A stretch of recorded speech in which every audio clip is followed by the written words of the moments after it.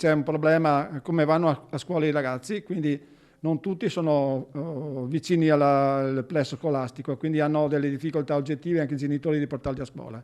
E poi c'è un problema anche organizzativo dell'azienda, perché anche noi abbiamo delle preoccupazioni dovute al fatto che all'incirca il 30% degli over 12, mi sembra, non siano vaccinati, e questo è un altro problema. Migliaia di ragazzi rischiano di rimanere a terra, questa è la prospettiva a partire dal 6 dicembre, quando per viaggiare sui mezzi di trasporto locale servirà il Green Pass semplice, quindi essere vaccinati o tamponati. Centinaia le richieste al telefono via mail pervenute in queste ore alla MOM da genitori allarmati, da qui la sollecitazione di Coladonna al governo.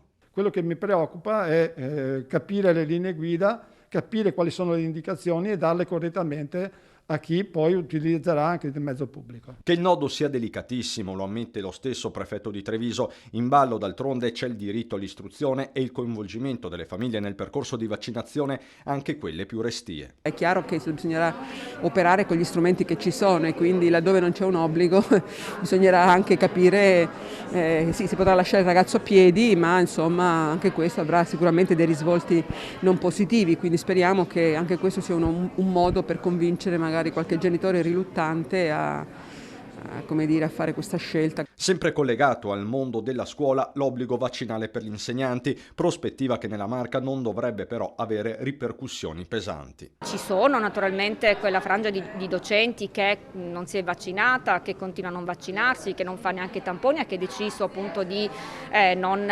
continuare con l'attività scolastica, però è molto residua come percentuale, quindi non credo che questo possa portare ad un blocco. Ma più in generale c'è la questione dei controlli anche per il Green Pass rafforzato, con il governo che ha chiesto espressamente una mobilitazione delle forze dell'ordine in maniera totale. Vedremo come approntare questo, si parla di un piano di controlli, vedremo un attimino, ovviamente teniamo conto anche delle forze disponibili.